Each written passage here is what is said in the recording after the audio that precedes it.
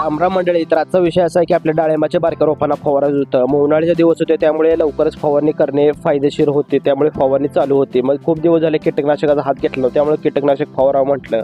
परवा फवारणी करताना एस टी पी अचानक बंद पडला, त्यामुळे आपल्याला ड्रिचिंग करण्यासाठी एस टी पी चालू करणं गरजेचं होतं. मग पेट्रोल पण संपलं होतं. मग पटापट काय झालंय बघितलं आणि पेट्रोल पण थोडंसं टाकून घेतलं. त्या पद्धतीने एस टी पी साईन आपण ड्रिचिंग करत होतो आणि माणसांनी जर वतायचं म्हणलं तर माणसे पण खूप लागतात आणि खूप वेळ जातो, त्यामुळे ही पद्धत मी वापरली आणि या पद्धतीमुळे अगदी कमी वेळात आणि सोप्या पद्धतीने आपण ड्रिचिंग करायचं काम पूर्ण केलं. तर त्यानंतर डाळिंबाच्या एकूण पद्धती प्लॉटला आपण भेट दिली. मग त्या ठिकाणी वॉटरशेड येऊ नये म्हणून क्रॉप कव्हरच्या साह्याने आच्छादन करण्याचे काम चालू होत. नवनवीन तंत्रज्ञान आणि थोडीशी माहिती त्या शेतकऱ्याकडनं मी घेतली, कारण आपला पण एक खोडचा प्लॉट आहे, त्यामुळे ही कामे आपल्या पण बागेत करायची होती, त्यामुळे थोडक्यात आपण माहिती घेतली. भावानो, तुमच्याकडे जर एक खोडचा प्लॉट असेल, तुम्हाला कोणती माहिती जर हवी असेल तर नक्की मला कमेंट बॉक्स मध्ये सांगा. भावानो, व्हिडिओ आवडल्यास लाईक, शेअर आणि फॉलो तेवढं नक्की करा.